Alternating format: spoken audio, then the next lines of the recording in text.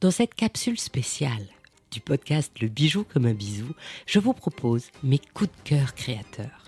Et aujourd'hui, j'accueille Florence Guyot pour découvrir un joyau particulier, symbole de fête, de savoir-faire et de plaisir, le champagne.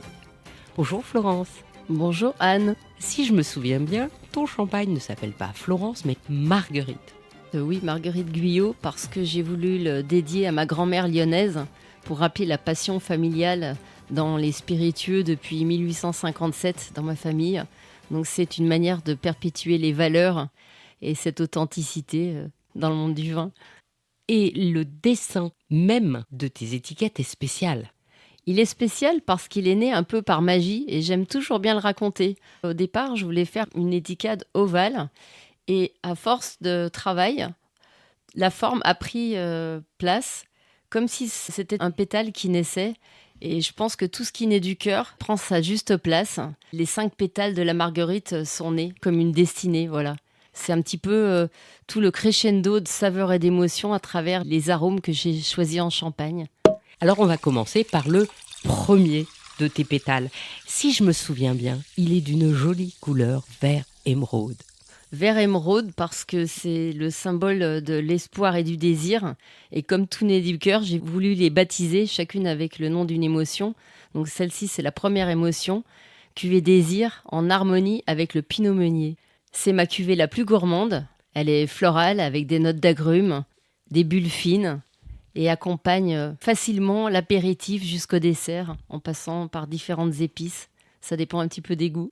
La deuxième pétale a une couleur qu'on aime beaucoup en joaillerie. Elle est blanche, comme une cuvée diamant finalement. Voilà, exactement. C'est la deuxième émotion. La marguerite blanche, symbole de la pureté et de la séduction, je l'appelais cuvée séduction, en harmonie avec le chardonnay. C'est la cuvée la plus crémeuse, avec une petite note saline, qui accompagnerait parfaitement bien les huîtres, par exemple. Pourquoi pas l'apéritif. Le troisième pétale, lui, il a la couleur profonde du rubis, de la passion, non ? Exactement. Donc c'est la troisième émotion, la cuvée passion en harmonie avec le pinot noir, symbole de chaleur et passion. Donc des notes beaucoup plus robustes, de sous-bois, un petit peu chaudes, plus structurées, mais à la fois avec beaucoup de finesse et des bulles fines. J'aime bien le présenter pour un apéritif, par exemple, avec certaines charcuteries, avec des notes un peu salines, mais aussi un pecorino au poivre, ou pourquoi pas une petite sauce homardine. On pourrait imaginer beaucoup de mets en fonction des pays. On peut imaginer beaucoup de choses, voilà. On arrive maintenant au quatrième pétale. Il est d'un rosé particulier en joaillerie. Ça serait un saphir paparacha. Cet ambré légèrement saumoné qui est tout à fait la pétale de cette cuvée.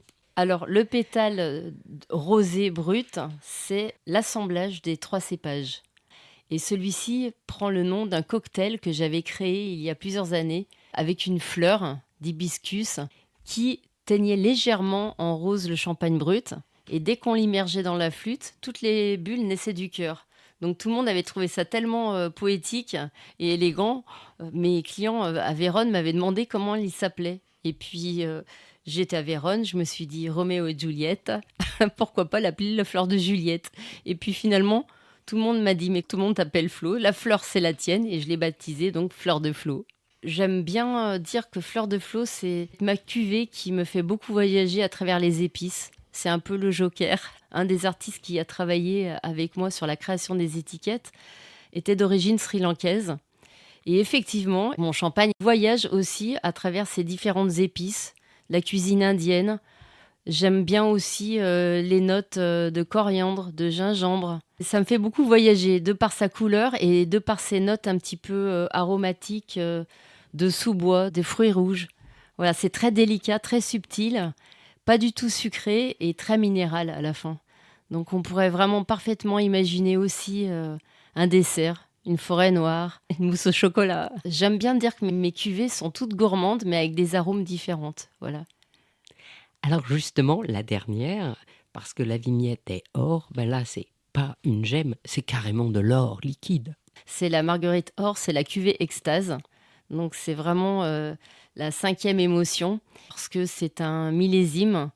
Et en ce moment, je propose le 2009 en blanc de blanc grand cru, avec une belle complexité, des notes plus beurrées. C'est un petit peu le champagne de méditation. Pourquoi pas en apéritif, mais ça pourrait très bien faire l'affaire sur une fin de repas avec quelques fromages, un Parmigiano Reggiano par exemple, ou des fruits secs, des châtaignes à peine braisées. Voilà, j'imaginais un pain un petit peu brioché, chaud, croquant, par exemple. Ton champagne s'appelle Marguerite, en hommage à ta grand-mère, et parce que vous venez d'une famille vraiment de tradition dans le vin et dans la terre.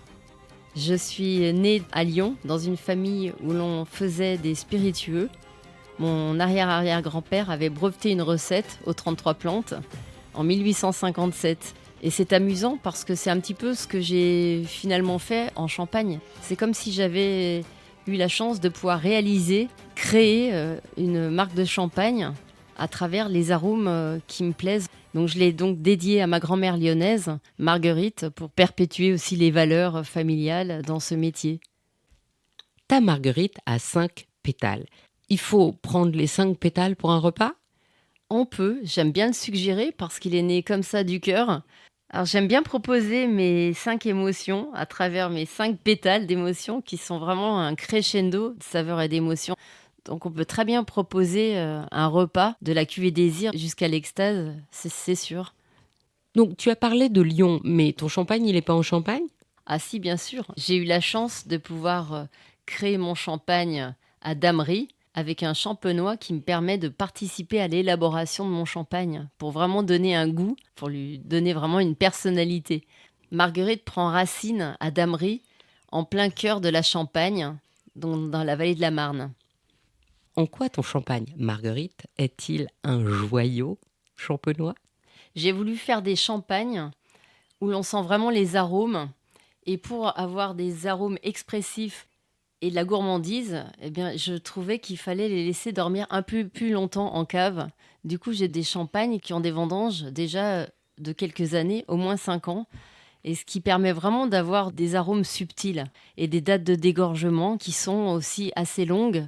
Du coup, les bulles deviennent de plus en plus fines. Donc, on va avoir du corps, du fruit et de la finesse et de la sensualité pour exalter les mets. Alors, si à la place de les garder pour soi et de les servir simplement lors du repas, on voulait les offrir, chacun de tes champagnes, tu les destinerais à qui ? Je pense que l'on pourrait proposer les 5 cuvées à travers les 5 émotions, aussi bien pour un homme que pour une femme, parce qu'ils ont tous un côté assez structuré, racé et à la fois avec beaucoup de sensualité. Donc je pense que tout le monde pourrait s'y retrouver quelque part. Et ils voyagent beaucoup à travers les différentes cultures aussi. Tous ont du caractère et de la finesse à la fois, avec des arômes différents. Voilà. Pour te trouver, on va sur Instagram et on cherche Marguerite Guyot ou sinon sur le site margueriteguyot.com. C'est parfait. Merci beaucoup, Anne. Merci, Florence. Cette capsule spéciale a vocation à s'enrichir de nouveaux épisodes suivant mes coups de cœur créateurs auxquels je décerne un bisou spécial comme un bijou. Abonnez-vous au podcast pour ne pas louper d'épisodes et partagez cet épisode sur vos réseaux sociaux pour faire découvrir ces créateurs. Envoyez-leur aussi plein de bisous comme un bijou.